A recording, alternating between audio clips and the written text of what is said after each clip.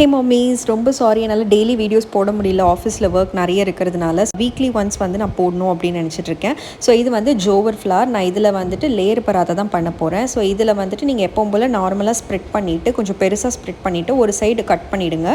நான் வந்து paneer, onion, green chutney and herbs எடுத்திருக்கேன். இதில் நீங்கள் என்ன வேணால் நீங்கள் ஸ்டஃபிங் போட்டுக்கலாம். பட் ஒரு சட்னி ஒரு சைடு கண்டிப்பாக வச்சுக்கோங்க.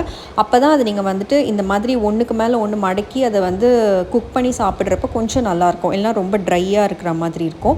ஸோ இப்போ நான் காமிச்ச மாதிரி ஒரு சைடாக அப்படியே மடக்கிட்டு நல்லா வந்து தட்டிடுங்க. ஜோவர் பற்றி உங்களுக்கு தெரியும், அதோட இதுவே பார்த்திங்கன்னா அவ்வளோ ஈஸியாக நம்மளுக்கு வந்து தட்ட வராது. ஸோ அதை நீங்கள் வந்து கரண்டியால் மெதுவாக எடுத்து ஒரு சைடாக திருப்பி போட்டு மாவு கொஞ்சம் டஸ்ட் பண்ணிவிட்டு ஸ்ப்ரெட் பண்ணிவிட்டு நல்லா ரோல் பண்ணிட்டிங்கன்னா ஒரு ஸ்கொயர் ஷேப்பில் அந்த மாதிரி வந்துடும். இதே இதுவே நீங்கள் வந்துட்டு கோதுமையிலையும் ட்ரை பண்ணி பார்க்கலாம். அது ஈஸியாக உங்களுக்கு வரும்.